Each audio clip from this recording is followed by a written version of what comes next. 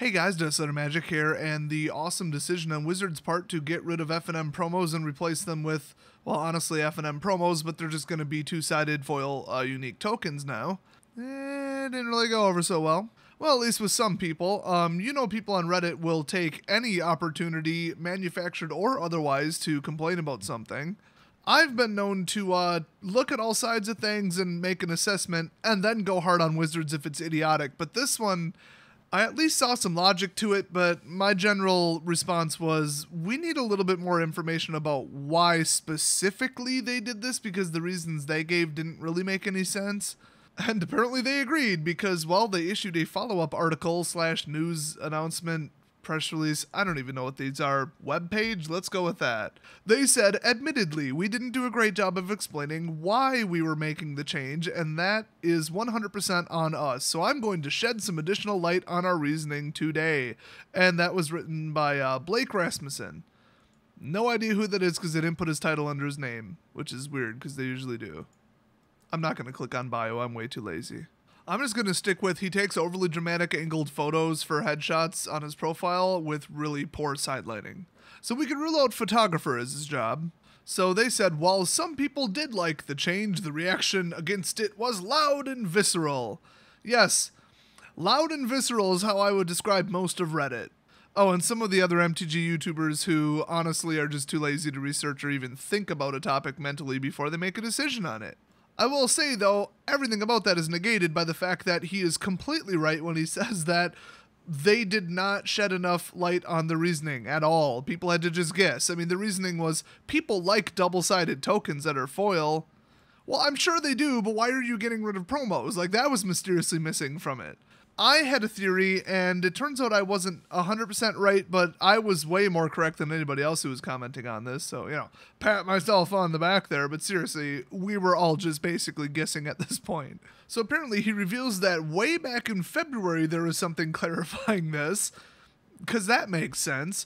Apparently there were 2 distant, cryptic prophecies written by Elaine Chase. Oh, pardon me, the great prophet Elaine Chase.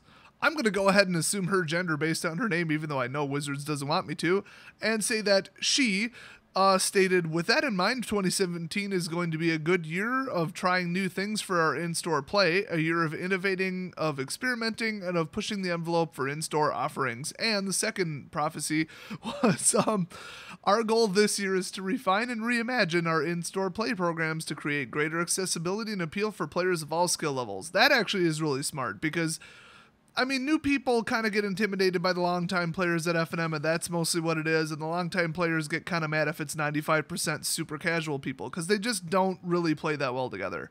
I can do either, I've said that before. If somebody wants to be super hardcore rules Nazis, no rollbacks, whatever, I'm cool with that. Like, I'll play that way. If they're trying to, like, practice for a PPTQ or something, I'm not opposed to that, and I'm capable of playing that way, obviously, at this point. But if they want to be super chill and just play, rush it, and mess around and make jokes, and who cares about the timer, I'm cool about that too. I'm not hyper competitive like that. So, however people want to play, I'm flexible, but boy, are most other people not like that.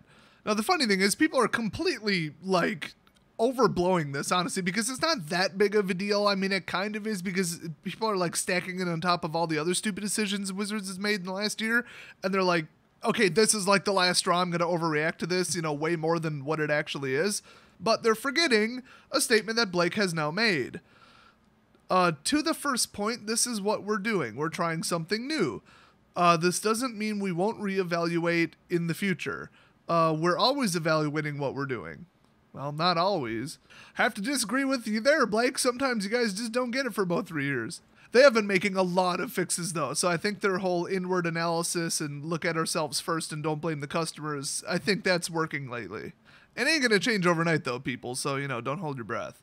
But he does say we're always willing to try something new and that kind of stuff, so yeah, they could reassess this in the future if everybody absolutely hates it. Now, here's the interesting thing, because this just doesn't sound right, it just can't be right, but they're really stating it like it is right. And there's actually, it's almost like 2 double negatives that like cancel out, but not really. They should actually stack on top of each other. So this really doesn't make sense to me at all. So the number one thing that the community is whining about is, hey, we just want relevant playable FNM promos. So in other words, valuable, although if it just happened to be an extremely played card that somehow also isn't valuable, okay, relevant playable. I mean, they didn't specifically say value, but I think most people meant it. So the whole idea is that more people will show up to FNM if the prizes, or I should say the promos are better, because the prizes are the prizes. The promos are supposed to be usually split 2 for the top 2 people and 2 randomly given away, or all 4 randomly given away. Wizards doesn't actually specify the exact method, though.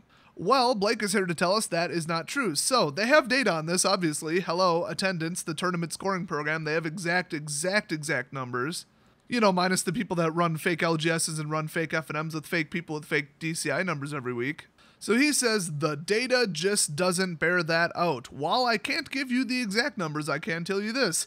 In June, when Aether Hub was the FNM promo, attendance was not noticeably different than January, when Noose Constrictor was the promo.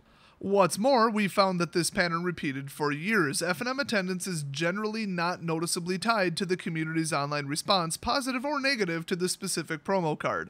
And by community response, he means value. I mean, come on. A few people recognize this, but it's understandably difficult to see that when your frame of view is your local store or stores. Oh my god, have I been saying that the entire time my channel has existed? People are like, no, you're wrong because that's not what I see at my one LGS.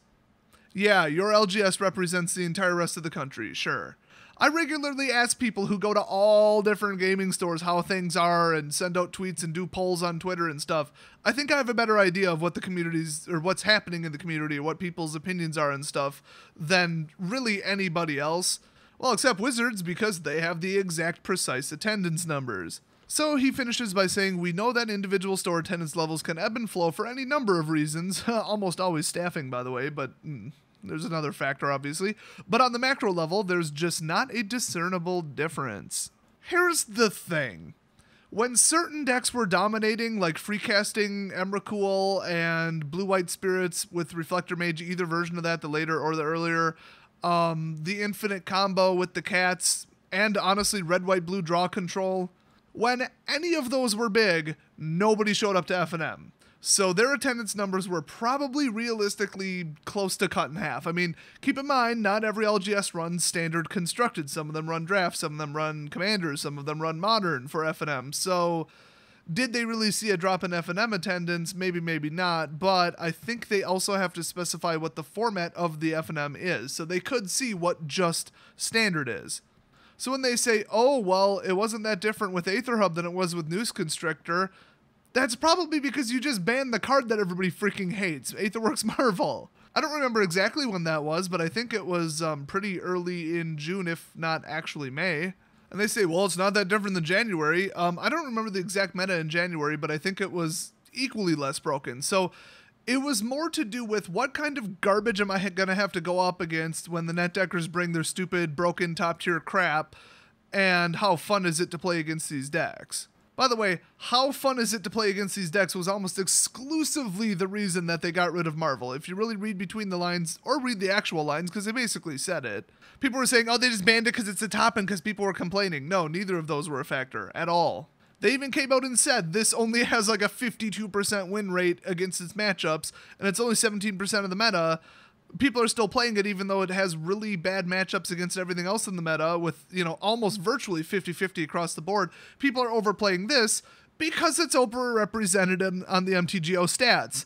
Imagine that. So that's why they fixed it. I mean, look at the numbers yourself. They actually released the actual tables. So they got rid of that because it wasn't fun. So people have stopped showing up to FNM at certain portions of the last year because it wasn't fun. It wasn't fun to play against blue-white control where you couldn't do a damn thing. Red-white-blue infinite, you know, combo with control, draw, where you also couldn't do a damn thing. That was annoying. I mean, when, like, Delirium was really big, okay, it was a fast deck, it was a good deck, whatever, but it felt beatable, and if somebody won, at least they were using, like, normal mechanics, not, oh, a turn 4 Emrakul or a turn 4 infinite combo or something. That crap drove people away. So with that being clearly the number one factor for attendance, why would they say, oh, well, we've been looking at attendance, and if you cross-index it with the promo, blah, blah, blah, blah, blah, that there's no coordination. Who cares? That's not even the factor of why people are showing up. So I think they're misinterpreting that, although the number of bannings in them lately have shown that they kind of knew that people weren't showing up to FNM. So the FNM attendance numbers shouldn't even be taken into consideration at all when it comes to the promo cards. That's where I think they're just completely missing the mark on this. Now, he does make a really good point, though. He says, ultimately, we don't want players showing up just because they want the promo. We hope they're there because they enjoy playing Magic, hanging out with their friends, and having a good time. In other words, let's read between those lines. Screw you, net decking tryhard douchebags who ruin the game and ruin LGSs all across the country. All you people who play like have to win, and then you have even more of a reason beyond your own psychological problems to want to win, like, oh, a $15 promo? Okay, now you're just not even going to be super tryhardy and play like there's no leeway whatsoever and be rude to the new players just to get a win, you know, just because that's how you are. Now there's a prize on the line. Or, I mean, a valuable prize on the line. There's always a prize on the line, and it's almost always for 1 and 2. That's why I think every LGS should just give away all 4 of the promos completely randomly. I mean, they're promos. Who says you have to earn them? I mean, it shouldn't even be that way. It should just be show up, you might get it. That prevents people from dropping because you got to stay to the end to have them given away. And at most of them, it's like if you go 4-1 or 5-0, you win a ton of packs anyway. So you've already got a prize. So it's not like, oh, I don't care if I win now because if I come in first or second, I don't get the promo. Well, you get a boatload of packs, so whatever. Now, if it's win a round, win a booster, and there's 3, 4, or 5 rounds, we'll say, usually 4, you'll just win 4 packs by sweeping. So, yay. I mean, 4 packs is worth more than almost any promo. That's $3.99 a piece. So I think at the end of the day, that is huge. And I wasn't far off. I said that it's very possible that one of the reasons that they wanted to kill this is because people in certain months, which they say is not the case, but I say it is. In certain months, people were showing up and just, I have to win the promo, and that was ruining the whole culture and everything. So I think that's what he really meant by showing up just because they want the promo. It's kind of like all the baggage that goes with that. I mean, just a bad attitude, bringing an overpowered deck, feeling the need to net deck because you just have to win because the promos worth so much damn money. And, you know, just cheating, too, obviously, because people will cheat when there's a lot of money on the line. So I think he didn't want to say that because anything that's like an insult to the Magic community, people are going to respond poorly to. But let's be honest, the way he phrased it, that's pretty much what he meant, in my opinion. So he says, yeah, you should have fun playing Magic, hanging out with friends, having a good time. And if you get something cool out of it, that's a bonus. That is absolutely how it should be. That's why I think they should switch to enforcing that the 4 promos per week are given out randomly. Then, since the backlash was so needlessly ridiculous and one-sided, they linked to what a couple people said who are, I don't know who the hell they are, but they're either random people or they're pros or they run some kind of thing or something. But yeah, they posted like something on a Reddit post and they posted something else like on Twitter saying, here, this guy thinks we're right. This guy gets it. See? Hey guys, take a guess if they linked to my video. Take a guess. I'll give you a hint. No, they didn't. I don't think that'll happen. I think maybe that has about the same chance of happening as them printing Pepe the Frog on a card. So then they respond to the people tearing them apart for trying to nefariously sneak out an article announcement on a Sunday. And he says, no, it was simply a function of when the article was ready versus when the sanctioning window for events opened in Japan and the Asia Pacific region.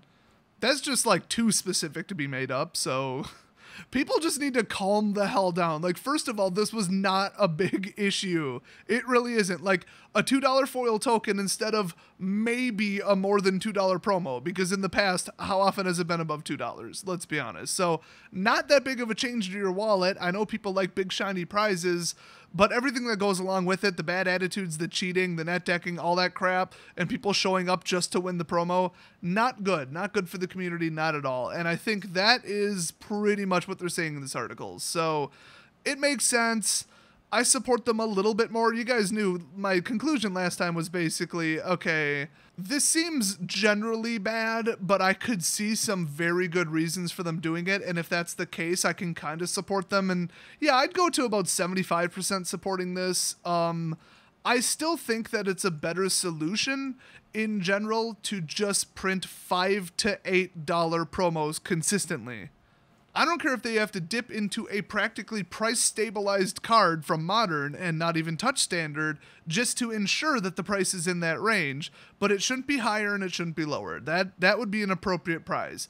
But, you know, foil double-sided tokens are cool too, and they're so unique that they're going to have a floor price. Collectors are going to want them. People who like shiny stuff, nice sleeves, nice deck boxes, and all that stuff, which is like a third of the people I know, me included, they're going to like them. They're going to want them. They're going to be valuable in trade. It's not like they're taking away the prizes completely. Now, everybody's acting like that's what they're doing, but that's not what they're doing. If they just said, we're suspending all FNM promos, screw you, now the stores are hopefully giving out packs because we're not giving you a damn thing.